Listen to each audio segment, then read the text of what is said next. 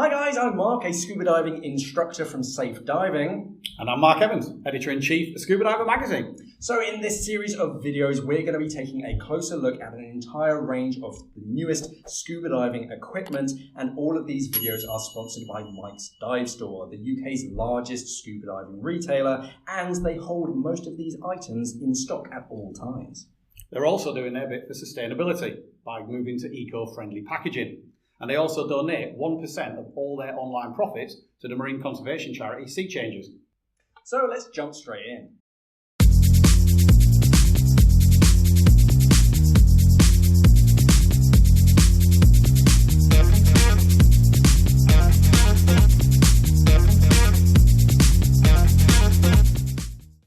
So this is the Fourth Element Hydra Drysuit. Fourth Element were well known for their range of undersuits. It's probably their big selling point with the Xerotherm, and then they brought out the Xerotherm Arctic, then they brought out the Halo 3D, but then they also got into actually making dry suits, where they did the Fourth Element Argonaut, which was their trilaminate suit.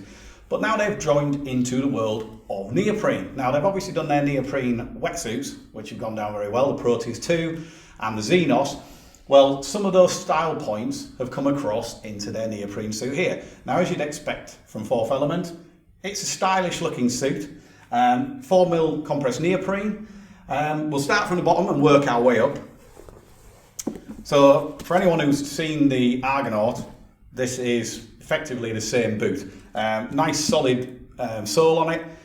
Even over rocky terrain, you don't feel anything through it. So great if you're doing shore diving, for instance, in the Med off Malta, for instance. What I like about the Argonaut boots that are on here is this ankle strap, because you can tighten that up and it just prevents a lot of air migration into your feet, as well as just making them more comfortable as it tightens them up on there. Moving up the leg, it's got some nice little imprinted graphics on here, so if you are kneeling down, it just gives you a little bit of abrasion protection and everything.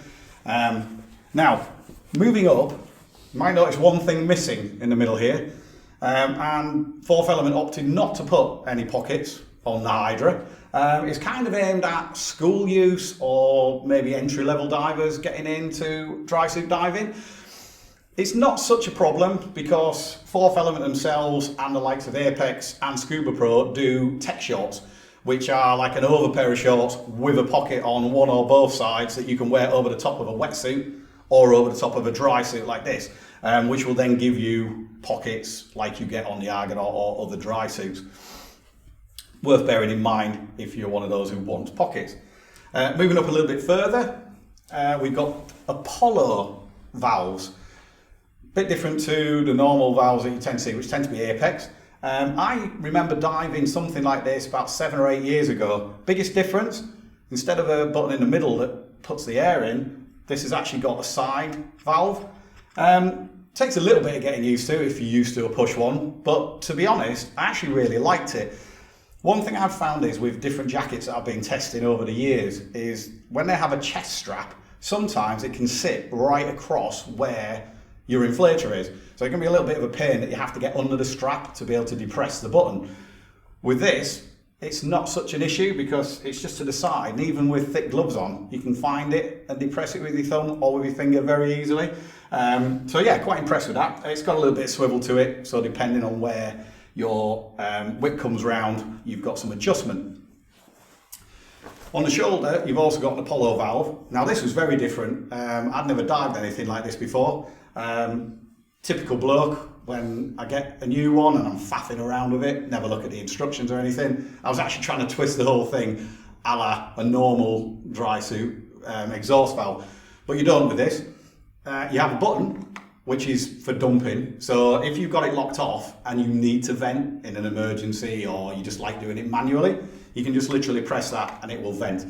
But it's to change it, instead of it being the whole twist, it is literally that there. You just click it up and down. So it's not far to go between open and close. But I have to say, I was really impressed with this.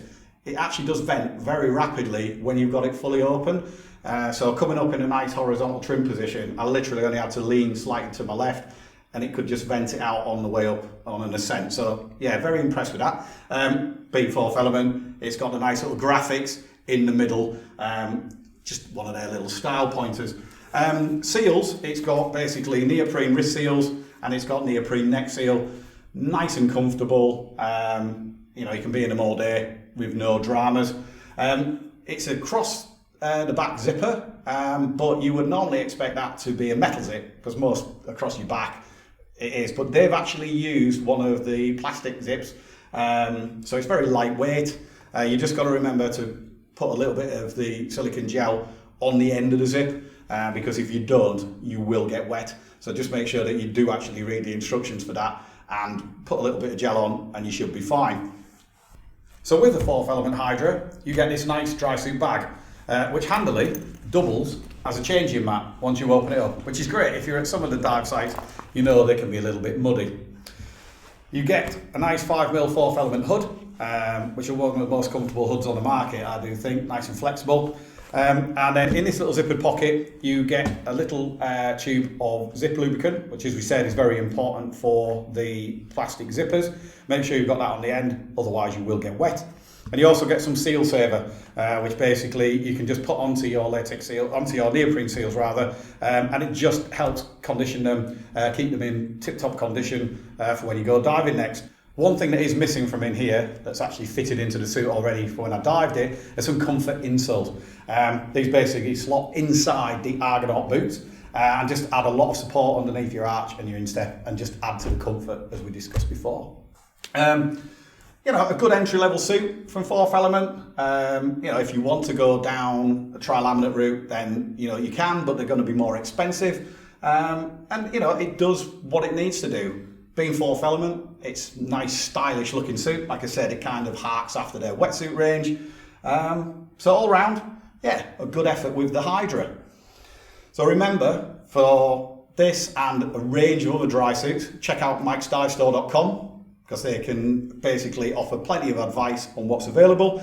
You can go in store and they can size you up as well, which with a dry suit, you do not want it too big, you don't want it too small, so that's another option. So remember, if you like what we're doing, hit that subscribe button, ring that bell, and you'll never miss out on any future episodes. And for some related content, if you look here, you'll find out all the reasons about why you should be diving in a dry suit. And if you look here, you've got some of the tips and hints about diving in a dry suit. Enjoy, stay safe.